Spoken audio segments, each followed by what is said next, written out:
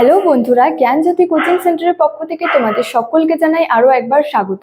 আজকে আমি তোমাদের সঙ্গে যে বিষয়টি সম্পর্কে আলোচনা করব সেটি হচ্ছে হরপ্পা সভ্যতা এবং বৈদিক সভ্যতার মধ্যে পার্থক্য। আলোচনাটি শুরু করার আগে তোমাদেরকে একটা ছোট্ট ইনফরমেশন দিতে চাই। তোমরা যারা আমাদের কোচিং সেন্টারে এখনো যুক্ত হওনি কিংবা যুক্ত হতে চাইছো, তারা উপরে দুটি নাম্বার দেখতে পাচ্ছ, 6295916282 এবং 7076398606। তোমরা যারা আমাদের সঙ্গে যুক্ত হতে চাইছো তারা কিন্তু এই দুটি নাম্বারের মধ্যে যে কোনো একটি নাম্বারে যোগাযোগ করে আমাদের সঙ্গে কিন্তু যুক্ত হয়ে যেতে পারো। তো দেরি না করে কিন্তু আজকে টপিক সম্পর্কে আলোচনা শুরু করছি। দেখো, হরপ্পা সভ্যতা ও বৈদিক সভ্যতার মধ্যে পার্থক্য। সেখানে বলা হয়েছে যে এই যে সিন্ধু সভ্যতা বা হরপ্পা সভ্যতা এবং যে বৈদিক সভ্যতা, এটার যে সম্পর্ক, এটা কিন্তু প্রাচীন ভারতের ইতিহাসে একটি হচ্ছে বিতর্কিত বিষয়।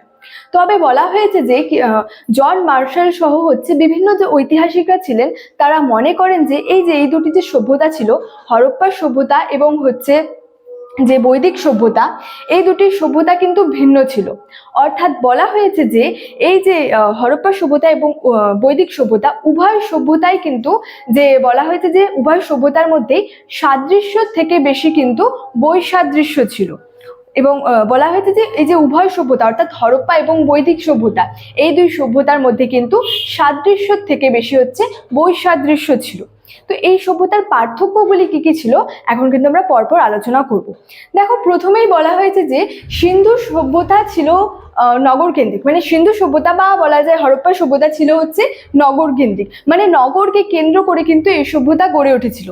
এদিকে বলেছে হচ্ছে যে বৈদিক সভ্যতা ছিল হচ্ছে গ্রামীণ, মানে বৈদিক সভ্যতা ছিল হচ্ছে গ্রামীণ।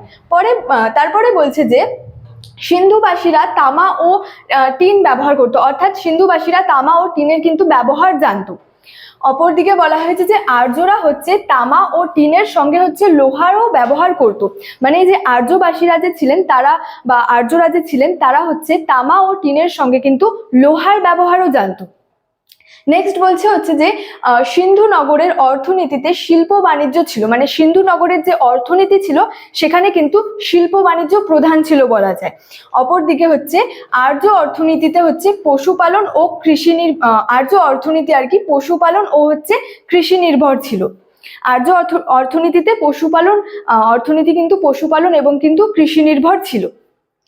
তারপরে বলা হয়েছে যে হরপ্পাবাসীরা পোড়া ইটের বহুতল বাড়িতে বসবাস করত। হরপ্পাবাসীরা যে ছিলেন তারা হচ্ছে পোড়া ইটের বাড়িতে বসবাস করতো এবং বাড়িগুলি একতলা, দোতলা, তিনতলা, ওই জন্য বলা হয়েছে তারা হচ্ছে যে পোড়া ইটের বহুতল বাড়িতে বসবাস করত। অপরদিকে যদি বলি, আর্যরা হচ্ছে মাটির ঘরে খড়ের চালায় বসবাস করত। আর্যরা যে ছিলেন তারা হচ্ছে মাটির ঘরে খড়ের চালায় বসবাস করতেন। তারপরে বলা হয়েছে যে সিন্ধু নগরে হচ্ছে ঘোড়ার ব্যবহার কিন্তু হতো না, অর্থাৎ বলা যায় তারা হচ্ছে ঘোড়ার ব্যবহার জানতো না। অপরদিকে বলা হয়েছে যে আর্যরা হচ্ছে ঘোড়ায় চড়ে যুদ্ধ করত। আর্যদের কথা বলা হয়েছে তারা ঘোড়ায় চড়ে যুদ্ধ করতো, মানে তারা ঘোড়ার ব্যবহার জানতো, তাই বলা হয়েছে তারা হচ্ছে ঘোড়ায় চড়ে যুদ্ধ করত।